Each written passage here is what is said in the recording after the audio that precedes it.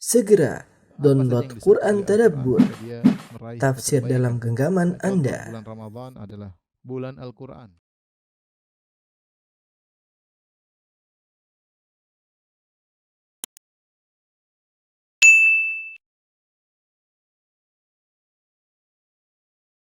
Warahmatullahi wabarakatuh.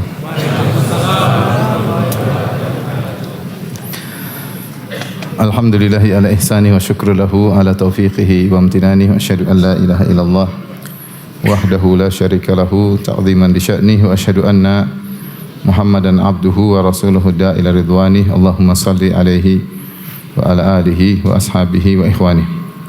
Hadirin dan hadirat yang dirahmati oleh Allah Subhanahu wa taala. Tentunya kita semua tahu bahwasanya tujuan Allah Subhanahu wa taala menciptakan kita adalah untuk semata-mata beribadah kepada Allah Subhanahu wa taala. Wa ma khalaqtul jinna wal insa illa liya'budun. Allah berfirman, tidaklah aku ciptakan jin dan manusia kecuali untuk beribadah kepada-Aku. Wa ma umiru illa liya'budullaha mukhlishina lahud-din hunafa. Dan tidaklah mereka diperintah kecuali untuk mengikhlaskan agama mereka hanya kepada Allah Subhanahu wa taala. Oleh karenanya orang yang paling bahagia pada hari kiamat kelak adalah orang yang paling mentauhidkan Allah Subhanahu wa taala. Dalam hadis yang diriwayatkan oleh Imam Al-Bukhari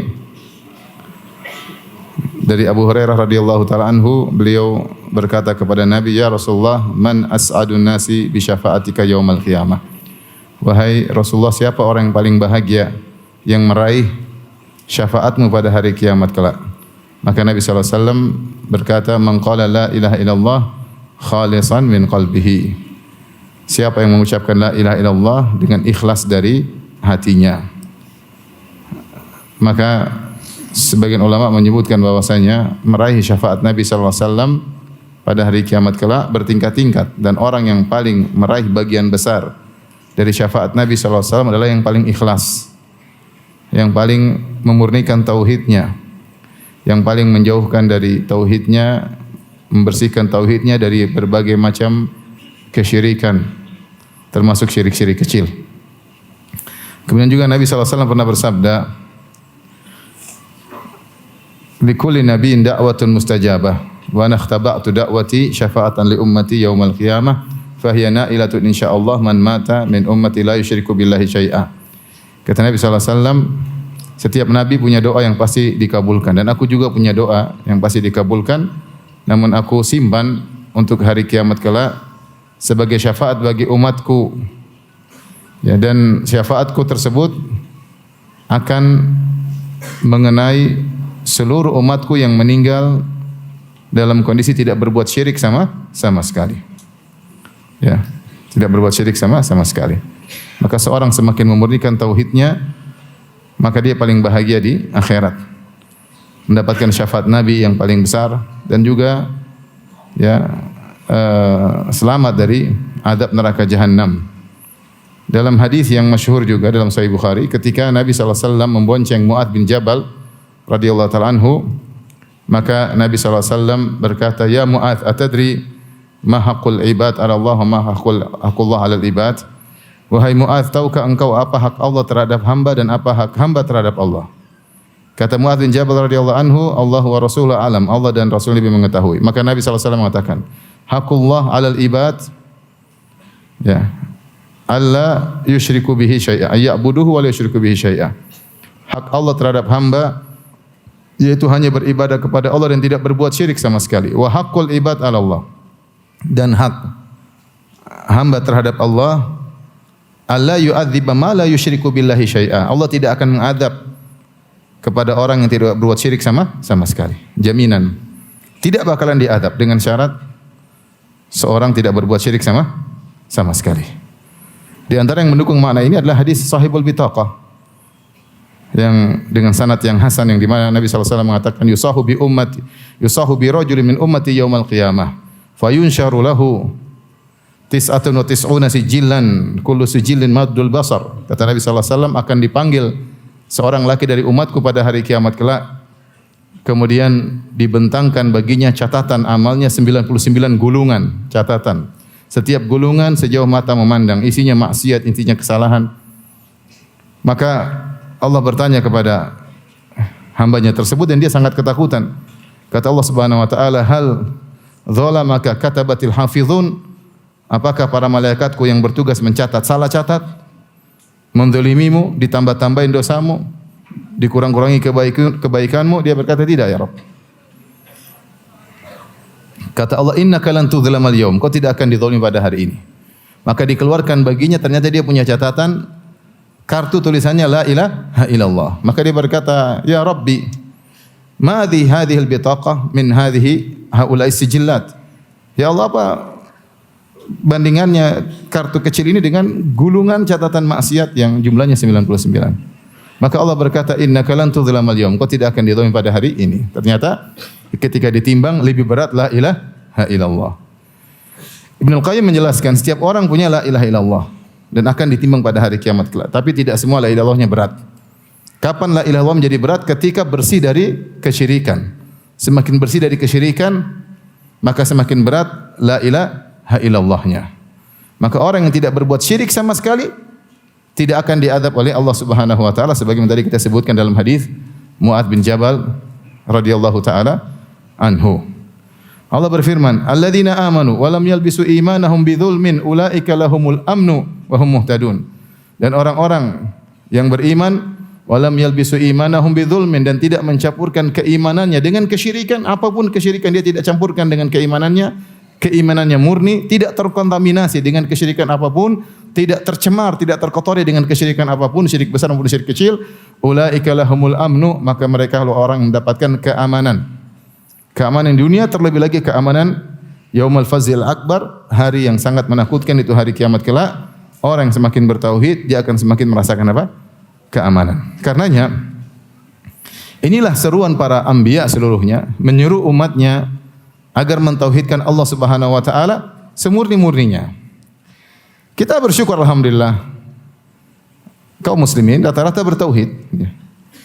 Namun tauhid mereka bertingkat-tingkat sebagaimana tadi Ibnu Qayyim rahimahullah menyebutkan. Semua orang punya kalimat la ilaha illallah. Semua orang punya kartu catatan apa? La ilaha illallah. Tapi kualitasnya berbeda-beda. Kualitasnya berbeda-beda. Sebagaimana ibadah-ibadah yang lain bisa berbeda-beda kualitasnya. Ibn Taimiyah rahimahullah menyebutkan bisa jadi seorang salat di masjid yang sama, di saf yang sama, berdampingan dengan cara salat yang sama, tetapi kualitasnya, pahalanya berbeda jauh antara langit dan bumi. Padahal gerakannya sama, salatnya sama, saf pertama. Demikian juga semua orang boleh mengucapkan la ilaha illallah. Tapi kualitas la ilaha illallah yang satu dengan yang lainnya tentunya berbeda. Nah, agar kualitas la ilaha illallah kita semakin tinggi, mau tidak mau kita harus membersihkannya dari lawannya, yaitu apa? Kesyirikan. InsyaAllah kalau kita syirik-syirik besar, kita tidak melakukannya. Alhamdulillah. Kita tidak percaya sama dukun. Ada yang percaya sama dukun? Zaman sekarang masih percaya sama dukun? Tahun 2013. 2023 ya? 22 ya? Masih ada percaya sama dukun? Ya, ada sih. Kita alhamdulillah tidak minta kepada mayat di kuburan. Alhamdulillah. Kita dalam kondisi terdesak, kita tidak beristighosa kepada ruh-ruh. Kita tidak mengatakan, ya Abdul Qadir Jailani tolong aku, ya Sayyid al-Badawi tolong aku. Dalam kondisi terdesak kita berdoa kepada siapa? Allah Subhanahu wa taala. Kita tidak seperti orang-orang Rafidhah.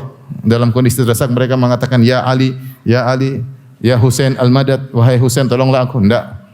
Kita enggak melakukan syirik akbar. Ya alhamdulillah ya. Ya. Kita tidak menyembelih untuk jin. Kalau bangun rumah, kalau bangun bangunan kita enggak motong ayam hitam 7 ekor, semuanya hitam, enggak boleh ada putihnya, enggak juga. Ya. Kita enggak pernah begitu alhamdulillah. Insyaallah kalau syirik-syirik besar secara umum kaum muslimin selamat. Yang jadi masalah syirik-syirik kecil. Ini yang perlu perjuangan agar kita bisa bersih dari syirik-syirik kecil, dan ini butuh perjuangan sampai kita meninggal dunia. Karenanya yang dikhawatirkan Nabi sallallahu alaihi wasallam kepada umatnya syirik kecil. Kata Nabi sallallahu alaihi wasallam, "Akhwafu ma akhafu alaikum asyirkul asghar." Yang paling aku khawatirkan kepada kalian wahai para sahabatku apa? Syirik kecil. Karena syirik besar insyaallah para sahabat tidak melakukannya. Mereka dulu sebelum masuk Islam mereka benar-benar melakukan segala bentuk syirik akbar mereka lakukan. Setelah mereka masuk Islam mereka meninggalkan semuanya. Tapi syirik asghar yang mengintai setiap saat bisa menjangkiti siapa saja. Makanya Rasulullah SAW mengatakan, akhwafu ma akhafu alaikum asyirkul asghar. Yang paling khawatirkan menimpa kalian adalah syirik kecil. Fasa'aluhu, mereka bertanya, apa syirik kecil? Kata Nabi sallallahu alaihi wasallam, ar-riya, itu beribadah untuk dipuji. Dalam hadis yang lain kata Rasulullah sallallahu ala ukhbirukum bima huwa akhwafu alaikum indi min fitnatil masjid dajjal. Maukah aku kabarkan kepada kalian tentang suatu perkara yang lebih aku khawatirkan menimpa kalian daripada fitnahnya dajjal? Qalu bala ya Rasulullah. Kata para sahabat, tentu ya Rasulullah. Apa itu yang engkau khawatirkan? Kata Nabi sallallahu alaihi wasallam, asyirkul khafi, syirik yang samar. Yaqumur rajulu fayusalli fayuzayyina salatahu lima yara min nadhir rajulin ilaih. Seorang berdiri, kemudian dia salat, kemudian dia bagus-baguskan salatnya karena dia tahu ada orang sedang melihat dia apa? Salat. Entah dia seorang imam, biasanya dia baca rakaat pertama qul huwallahu ahad, rakaat kedua qul a'udzu birabbin nas.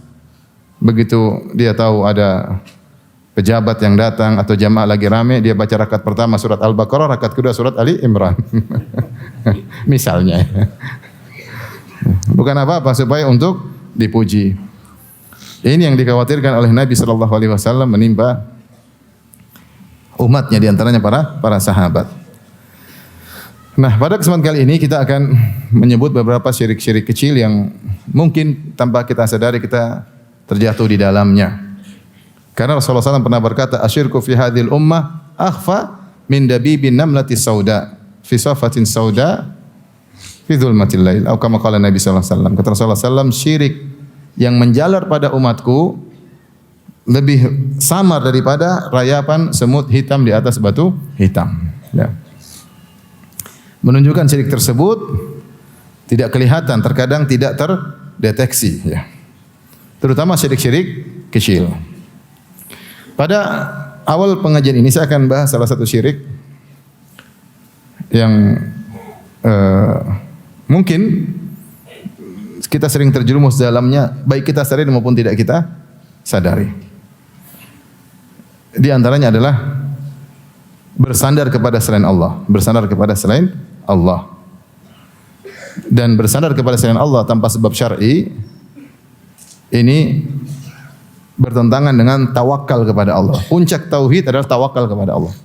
Puncak tauhid adalah tawakal kepada Allah. Pada pertemuan kemarin malam di masjid di Padang, ya, kita sudah jelaskan bahwasanya ciri-ciri orang-orang yang masuk surga tanpa hisab, yaitu wa ala rabbihim yatawakkalun. Mereka bertawakal kepada Allah Subhanahu wa taala. Ya. Senantiasa menyerahkan urusan mereka kepada Allah. Senantiasa bersandar kepada Allah Subhanahu wa taala, dan ayat tentang tawakal banyak sekali dalam Al-Qur'an. Wa 'ala Allahi fatawakkalu in kuntum muslimin. Bertawakallah kepada Allah jika kalian muslim. Wa 'ala Allahi falyatawakkalul mutawakkilun. Dan kepada Allah hendaknya orang bertawakal, hendaknya bertawakal kepada Allah, bukan bertawakal kepada selain Allah. Wa 'ala Allahi falyatawakkalul mu'minun. Dan hendaknya orang-orang beriman bertawakal kepada Allah Subhanahu wa taala. Wa may yatawakkal 'ala Allah fa huwa hasbuh. Siapa yang bertawakal kepada Allah, maka Allah cukup baginya. Fa'buduhu wa tawakkal 'alaih. Beribadahlah kepada Allah dan bertawakallah kepada Allah ketika beribadah. Kita setiap hari berikrar dalam salat kita membaca surat Al-Fatihah untuk tawakal kepada Allah. Kita berkata, iyyaka na'bud wa iyyaka nasta'in. Ya Allah, hanya kepada Engkaulah kami beribadah dan hanya kepada Engkaulah kami mohon pertolongan. Ini tawakal atau bukan? Tawakal. Dan itu yang dipraktikkan oleh Nabi sallallahu alaihi wasallam. Dari bangun tidur sampai mau tidur lagi, tawakal kepada Allah Subhanahu wa taala. Ketika bangun tidur, apa doa Nabi sallallahu alaihi wasallam?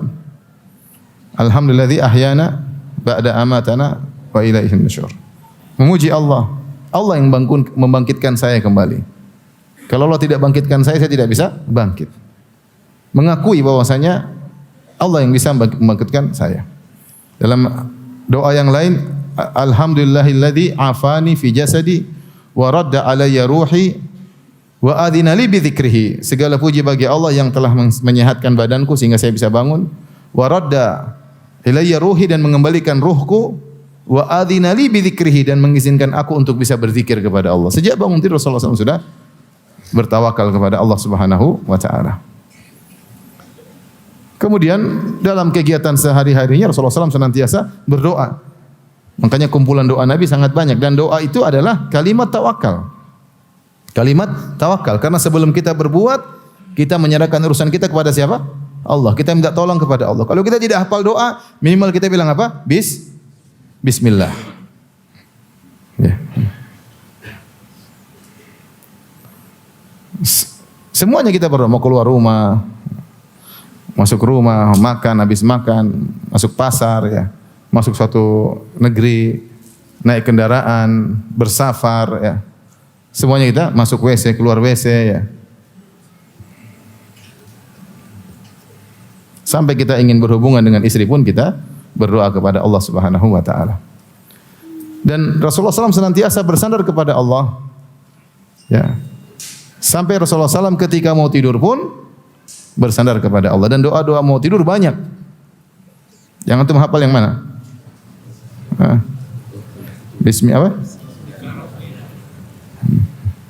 Bismika Allahumma amutu wa ahya. Ya. Bagus ya, ada apa? Bismillah. Dengan nama Engkau lah ya Allah aku tidur, ya, dan aku bangkit. Amutu maksudnya aku tidur, dan aku bangkit, aku hidup kembali, ya. Masih banyak doa yang lain. Ada mungkin 10, mungkin lebih doa yang dibaca oleh Nabi sallallahu alaihi wasallam. Di antaranya doa-doa yang menunjukkan tawakal. Rasulullah SAW berdoa, Subhanakallahumma rabbika bika wada'tu jambi wa bika arfa'uh in amsakta nafsi faghfir laha wa in arsaltaha fahfadha bima tahfadhu bihi ibadaka salihin. Ya Allah, dengan Engkau aku bisa meletakkan lambungku, dan dengan Engkau aku bisa mengangkat apa? Lambungku. Aku tidur karena Engkau, aku bisa bangkit juga karena Engkau. Kalau aku tidur, in amsakta nafsi, kau tahan jiwaku, kau tidak kembalikan, akhirnya aku meninggal dalam tidurku, faghfir laha, maka ampunilah jiwaku. Wa in arsaltaha, kalau kau kembalikan ruhku, aku bisa hidup kembali, maka jagalah dengan penjagaan yang kau berikan kepada hamba-hambamu yang saleh. Tawakal atau tidak? Tawakal. Enggak tahu tidur masih bisa bangun atau tidak. Betapa banyak orang tidur enggak bangun lagi. Tawakal. Dan doa yang terakhir yang Rasulullah SAW suruh kita untuk berdoa ketika mau tidur, ini doa yang terakhir. Sebagaimana dalam hadis Al-Bara' bin Azib radhiyallahu ta'ala anhu, Rasulullah SAW mengatakan, jadikanlah ini yang paling terakhir kau ucapkan, yaitu Allahumma inni aslamtu wajhi ilaik. Ya Allah, aku serahkan wajahku kepadamu. Ya. Wa fawwadtu amri ilaik, dan aku serahkan urusanku kepadamu. Tawakal. Wa alja'tu dhahri ilaik, dan aku sandarkan punggungku kepadamu.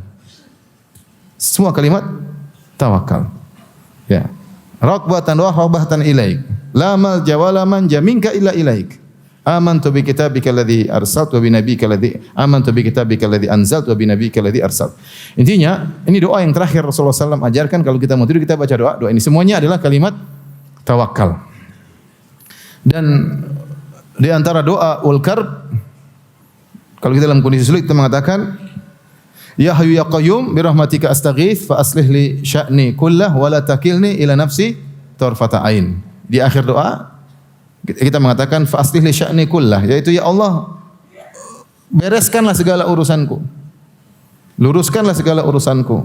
Wa la takilni nafsi tarfata ain, dan jangan kau serahkan diriku, bertawakal kepada diriku sendiri meskipun hanya sekejap mata, yaitu jangan sampai seorang bersandar kepada dirinya, senantiasa bersandar kepada Allah. Ya, di antara kehinaan jika seorang berlepas diri dari Allah dan bersandar kepada makhluk. Kita melakukan sebab, tapi hati kita bertawakal kepada siapa? Allah Subhanahu wa taala. Nah, ini adalah puncak dari tauhid, dan kebanyakan syirik yang terjadi berlawanan dengan tawakal. Contoh di antara syirik adalah memakai jimat. Seorang bersandar kepada sesuatu yang bukan sebab. Man ta'allaqa syai'an faqad asyrak. Kata Nabi sallallahu alaihi wasallam, siapa yang memakai jimat maka dia telah berbuat apa? Kesyirikan. Tidak syar'i kita pakai. Ya.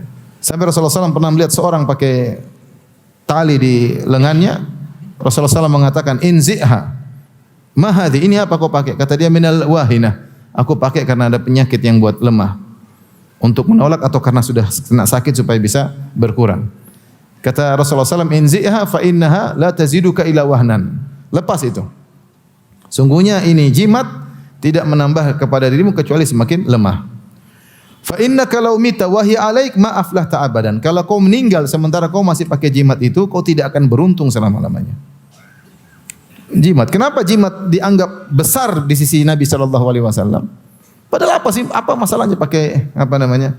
Kalung pakai apa namanya? Gelang, pakai cincin, pakai batu apa namanya? Batu akik ya. Dengan diyakini sebagai jimat ya. Ini batu bertuah ya. Banyak orang sebenarnya jualan batu bertuah. Kalau ada bertuahnya jadi mahal. Supaya menjaga inilah macam menjaga itulah. Kenapa dianggap besar bagi Nabi? Karena ini ya sangat rentan merusak tauhid seseorang. Di mana seorang bersandar kepada jimat tersebut bukan kepada Allah.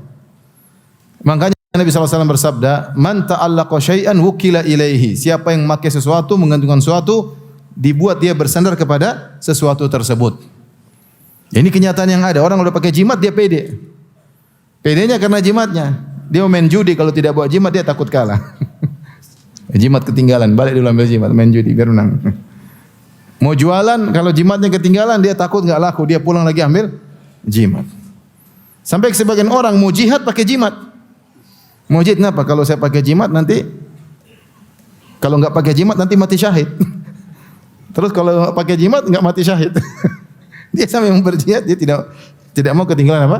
Jimatnya. Ini benar-benar hatinya bertawakal kepada jimat tersebut. Dan dibuat seperti itu. Dia bertawakal kepada jimat tersebut. Lihatlah orang yang pergi ke dukun, bagaimana hatinya dibuat bertawakal sama dukun. Iya atau tidak? Seakan-akan urusnya tidak akan hilang kecuali di tangan dukun ini. Benar-benar hatinya hilang tawakalnya kepada Allah Subhanahu wa taala.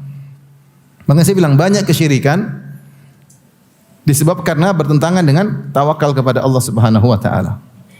Ya. Contoh lagi di antara kesyirikan yang bertentangan dengan tawakal adalah tatayur. Kata Rasulullah SAW, "Atiyaratu syirkun." Tatayur, pamali-pamali adalah kesyirikan. Kalau ada burung hantu datang, wah ini kayaknya ada yang mati. Dia langsung menyebab seakan-akan burung hantu ini penyebab apa? Kematian. Kalau dia berjalan ada ular lewat, wah ini bahaya. Dia pulang, mundur. Kalau dia mau keluar rumah, tahu-tahu ada burung merpati beol kena bahunya, waduh ini bahaya. Enggak jadi keluar rumah. Sehingga dia tidak bertawakal kepada Allah, tapi dia menggantungkan kesialannya kepada hal-hal yang dia alami tersebut. Makanya kata Ibnu Mas'ud radhiyallahu taala anhu, beliau berkata ketika menyebut atiyaratu syirkun, tatayur itu adalah syirik. Tatayur adalah syirik, wa ma minna illa, tidak seorang pun dari kita kecuali ada terbetik dalam hatinya, walakinallaha azhabahu bitawakkul, tapi Allah menghilangkan kekhawatiran tersebut dengan tawakal. Artinya apa? Jika seorang misalnya dia lagi naik mobil tahu-tahu ada ular lewat depan dia atau ada kucing lompat depan dia, kadang-kadang dalam hati, jangan-jangan. Kalau dia mundur, itulah tatayur. Tapi kalau yang bismillah, itu biasalah. Kucing lewat apa masalahnya? Ular lewat ya, kebetulan aja lewat. Bismillah maju. Kemudian tawakal kepada Allah, itu berarti dia tidak tunduk kepada hal-hal tersebut, tapi dia bertawakal kepada Allah. Kalau terjadi sesuatu dia mengatakan, "Qul la yusibana illa ma katabahullahu lana." Kalau terjadi sesuatu, katakanlah sudah dicatat oleh Allah Subhanahu wa taala. Huwa maulana wa 'ala Allahi falyatawakkalul mu'minun. Allah lah yang menolong kita dan kepada Allah bertawakallah orang-orang yang beriman. Tatayur dianggap syirik karena bertentangan dengan apa? Tawakal. Orang kalau udah lihat sesuatu, waduh ini akan begini, akan begitu, akan begini. Sehingga dia seakan-akan hal-hal tersebut penyebab kesialan dirinya. Sialan dirinya. Lihat orang yang percaya sama hari-hari sial, waduh repot itu. Kalau mau nikah, hitungannya susah. Kamu lahir tanggal berapa? Hari Kamis 28 malam Jumat Kliwon. Waduh, kamu lahir yang perempuan misalnya Rabu Pahing. Wah, itu hitungannya susah itu. Kenapa kalau nikah sekarang nanti sial? Dihitung-hitung ternyata 6 bulan lagi. Hitungan ini bikin sial. Karena menunda pernikahan. Ini tatayur, ini bukan hal sepele. Mungkin bagi kita apa sih Ustaz urusannya? Enggak, ini syirik seperti ini. Yang bilang syirik siapa? Nabi SAW. Kenapa? Karena menghilangkan tawakal kepada Allah, bersandar kepada sesuatu yang tidak syar'i. Tadi kita sudah apa? Di antaranya adalah jimat, di antaranya pergi ke dukun, di antaranya ini tatayur. Dan di antara syirik kecil yang bertentangan dengan tawakal adalah ujub. Adalah apa? Ujub. Pede pada diri sendiri. Ini sering saya sampaikan, tapi tidak apa-apa saya ulangi lagi malam ini ya. Bahwasanya apa definisi ujub? Ujub yaitu merasa keberhasilan adalah dengan sebab-sebab kita. Syekhul Islam Ibnu Taimiyah menyebutkan,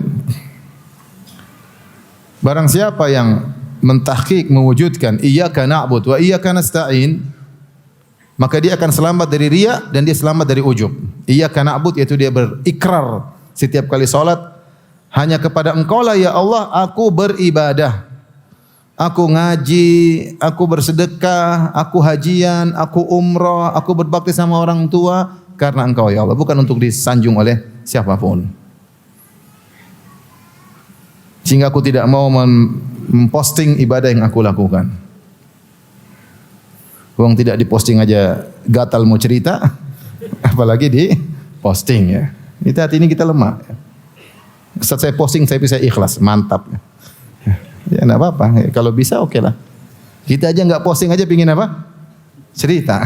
Oh saya kemarin gini, oh saya kemarin umrohkan ayah saya kemarin gatal mau cerita. Ini enggak pakai cerita, langsung apa? Posting. Mantap ya. Iyyaka na'bud, yaitu ya Allah, aku beribadah hanya kepada Engkau. Semua yang aku lakukan. Aku baik sama istriku, aku berbakti kepada suamiku, berbakti kepada orang tuaku, aku haji, aku umrah, aku bersedekah, aku salat malam, aku baca Quran. Semuanya karena Engkau ya Allah, bukan karena manusia. Siapa yang mewujudkan iyyaka na'bud, sudah ingat hanya kepada Allah aku beribadah, maka dia akan selamat dari riya. Dan siapa yang mewujudkan mentahqiq wa iyyaka nasta'in, hanya kepada Engkau lah kami mohon pertolongan, dia akan selamat dari ujub. Dia tahu bahwasanya segala keberhasilannya adalah dari siapa? Dari Allah Subhanahu wa taala. Aku berhasil hafal Quran karena Allah. Aku bisa dapat hidayah karena Allah, ya. Aku bisa sukses, ya. Rumah makan Padangku laris karena siapa? Allah Subhanahu wa taala. Ya. Tapi di sini enggak ada rumah makan Padang kan? Enggak ada. Di Padang juga enggak ada rumah makan Padang, tapi semua rumah makan Padang meskipun tidak dipasang nama ya. Rumah Padang, rumah makan Padang, restoran Padang di luar sana banyak yang laris. Juga karena siapa? Karena Allah. Semuanya.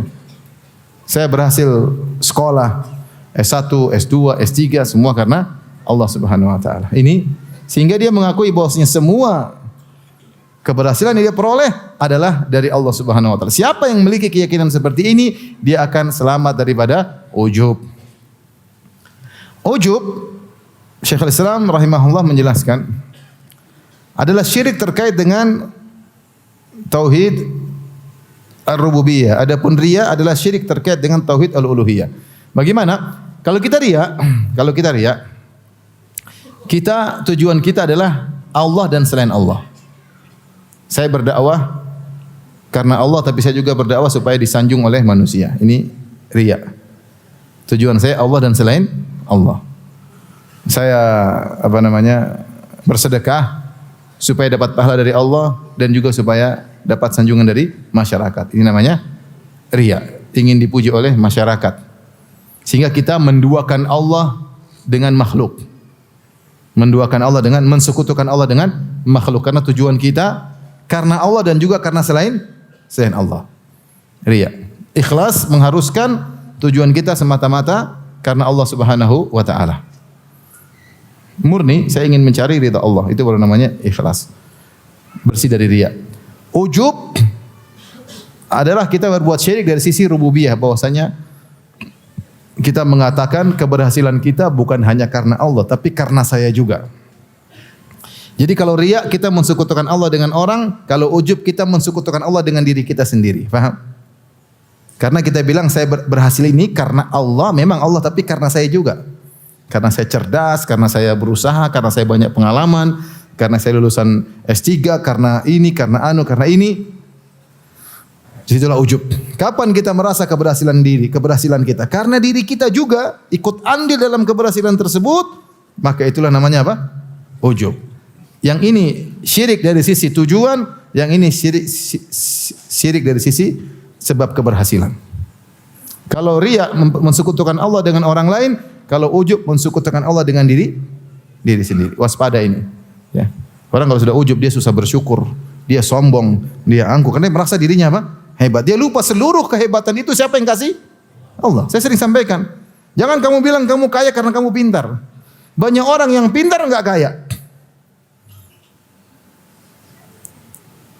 Saya punya teman, bos, anak buahnya yang dulu ranking di kelasnya, anak buahnya kerja sama aja.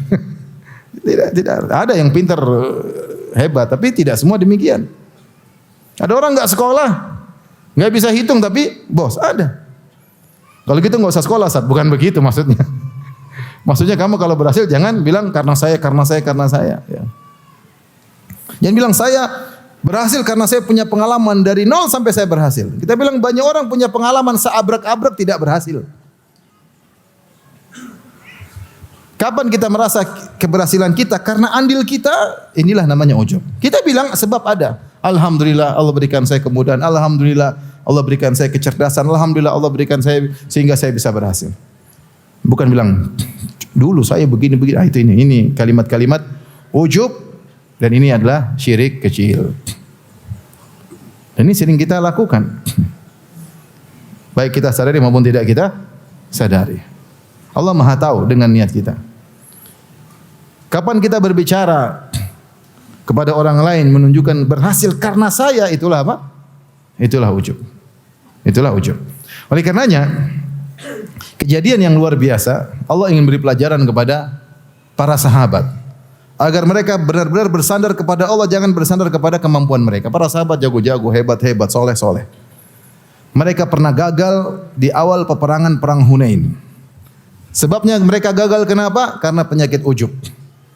Allah sebutkan dalam surat At-Taubah, kata Allah Subhanahu wa taala, "Laqad nasarakumullahu fi mawatin katsirah wa yawma Hunainin id a'jabatkum kathratukum falam tughni ankum syai'an wa dhaqat 'alaykumul ardu bima rahubat thumma wallaytum mudbirin. Thumma anzalallahu sakinatahu 'ala rasulihi wa 'alal mu'minin wa anzala junudan lam tarawha wa 'adzabal ladzina kafaru." Kata Allah Subhanahu wa taala, sungguh kami telah menolong kalian dalam banyak peperangan, perang Badar, perang Uhud, perang Khandaq.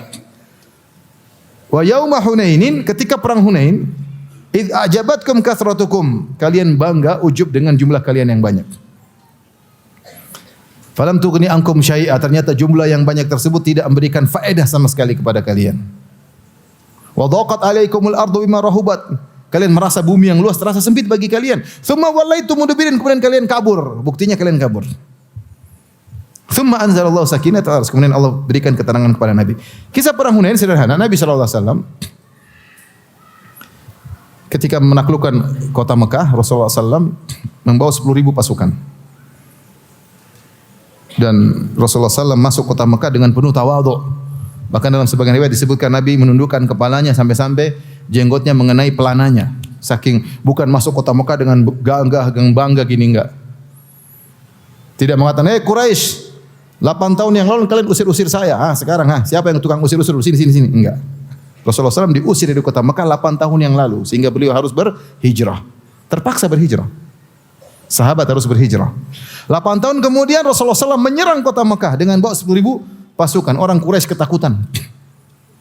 Saatnya Rasulullah SAW kalau mau sombong, saatnya sombong. Kalau mau gagah-gagahan, saatnya gagah-gagahan. Kalau saatnya mau ujub, silakan ujub saat itu. Tapi Rasulullah SAW tidak demikian.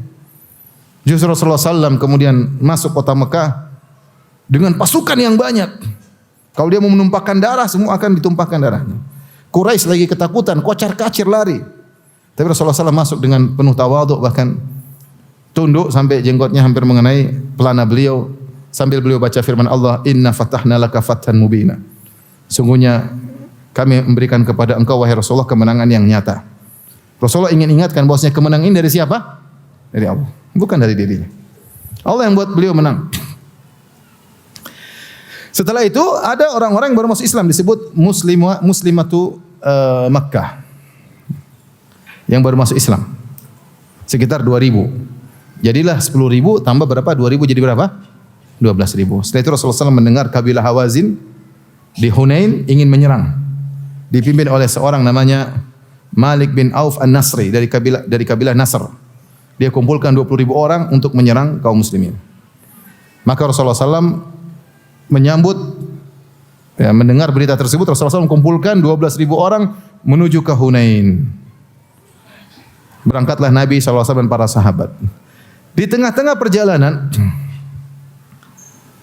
Rasulullah SAW berucap-ucap sampai sahabat berkata, ya Rasulullah, apa yang anda ucapkan? Kata Rasulullah SAW, aku berucap, Allahumma bika uhawil, wa bika asul, wa bika uqatil. Ya Allah, dengan engkaulah aku bisa melakukan taktik dalam peperangan. Ya Allah, karena engkaulah aku bisa menguasai musuh, karena engkaulah aku bisa berperang. Subhanallah. Rasulullah SAW menyandarkan semua kemampuannya kepada siapa? Allah. Karena engkau, karena engkau, karena engkau. Tiba-tiba di tengah perjalanan ada salah seorang mungkin baru masuk Islam, atau namanya orang hati bisa lupa, ya. Tidak disebutkan siapa yang mengucapkan kata-kata ini, ada khilaf. Namun tidak ada dalil yang sahih yang menyebutkan siapa orangnya. Ada salah seorang dari sahabat, entah yang sudah lama masuk Islam atau baru masuk Islam, terucap dari kata-katanya dengan berkata, lan nuglabal yauma min qillah. Kita tidak bakalan kalah hari ini. Kita tidak bakalan kalah karena sedikitnya pasukan, karena pasukan kita lagi banyak-banyaknya. Perang Badar kita 300 bisa ngalahkan apa? 1.000. Ya. Perang Uhud kita cuma 700, 3.000 pasukan tidak bisa mengalahkan kita. Memang ada yang meninggal tapi tidak bisa mengalahkan kaum muslimin. 700 lawan 3.000. Perang Khandaq kita 3.000, musuh 10.000 tidak bisa mengalahkan kita. Nah sekarang kita 12.000. Kita enggak bakalan apa? Kalah.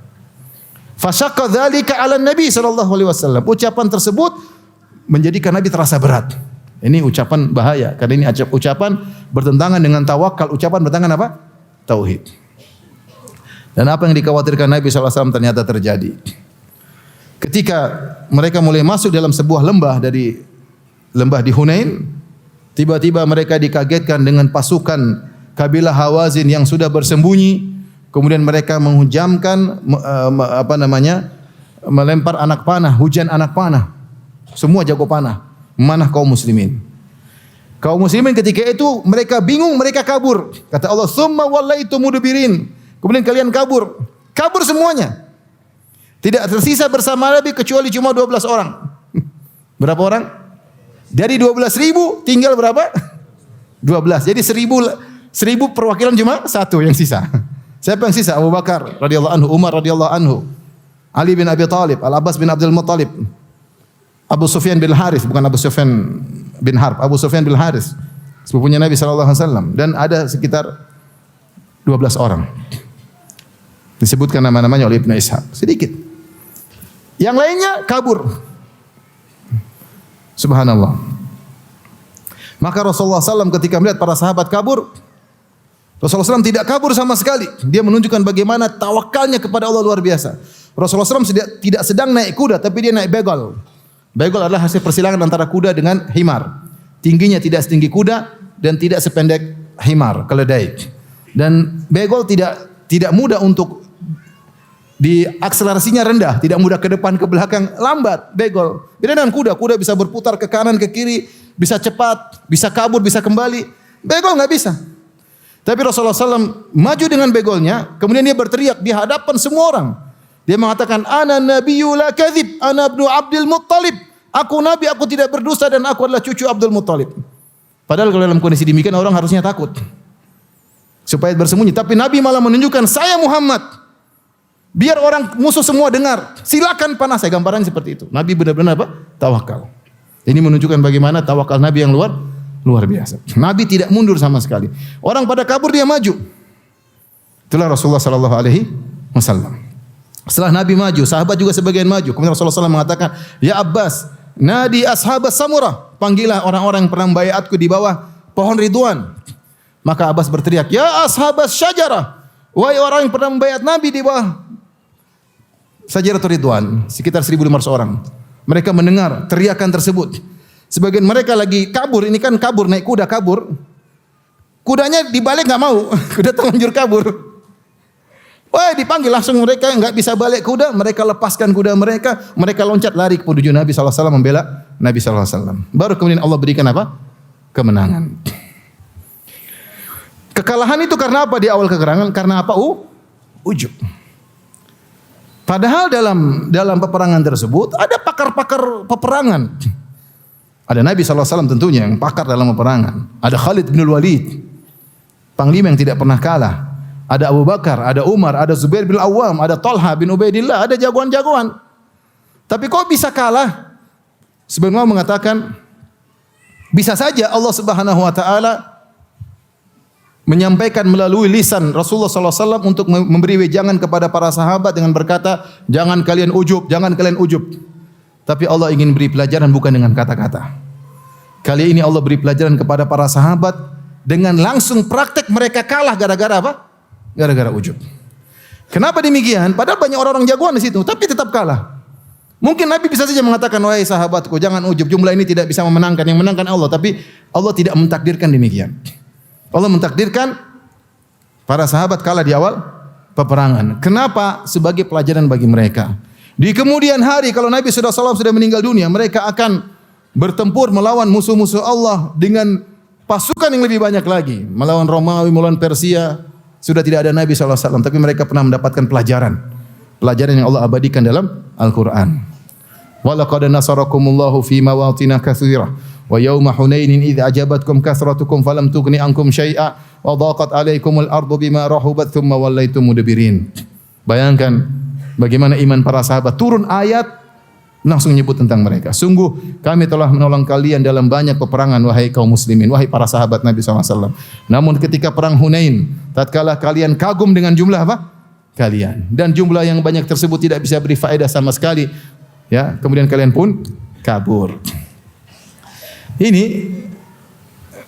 penjelasan bahwasanya pernah terjadi kepada sebagian sahabat perasaan apa? Ujub, dan langsung Allah tampakkan dampaknya.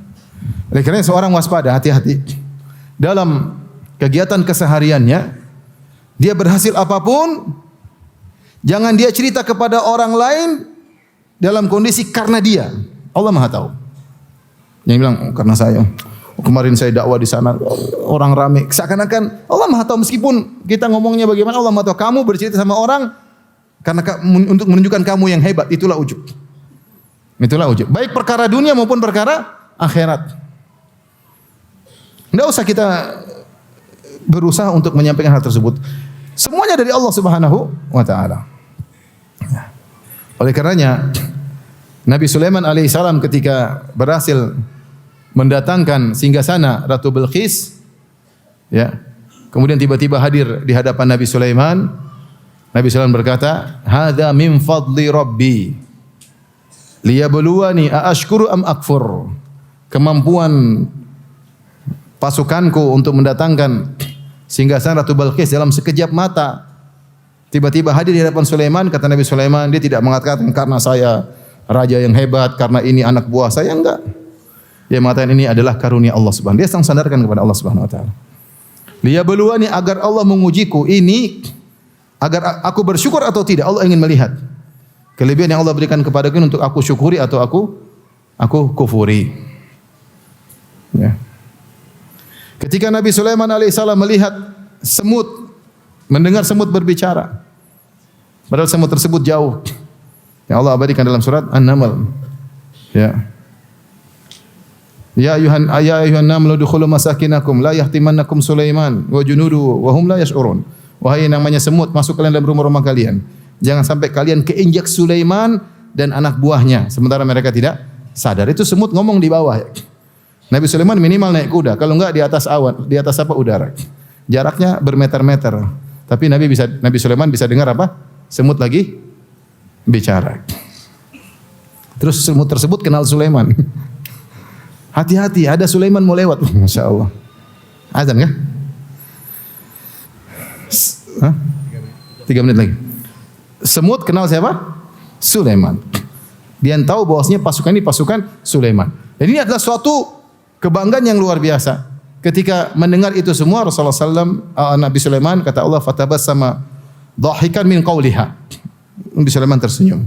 Qala rabbi auzi'ni an ashkura ni'mataka allati an'amta alayya. Ya Allah, ilhamkanlah kepadaku untuk bisa mensyukuri nikmat yang kau berikan kepadaku. Subhanallah. Begitu lihat apa namanya? Nikmat langsung ingat kepada siapa? Allah, bukan ujub, malah semakin tunduk. Malah semakin tahu ini ada kewajiban yang harus dia lakukan, yaitu mensyukuri nikmat tersebut. Bukan malah lupa diri, bukan malah menyandarkan keberhasilan dia kepada dirinya sendiri. Maka seorang berhasil apapun, hati-hati jangan sampai dia ujub menyandarkan kesalahan menyandarkan keberhasilan kepada dirinya ya. Allah sebutkan juga kisah tentang orang ujub dalam surat Al-Kahfi. Wa dakhala jannatahu wa huwa zalimun li nafsihi. Qala ma adhunnu an tabida hadhi abada.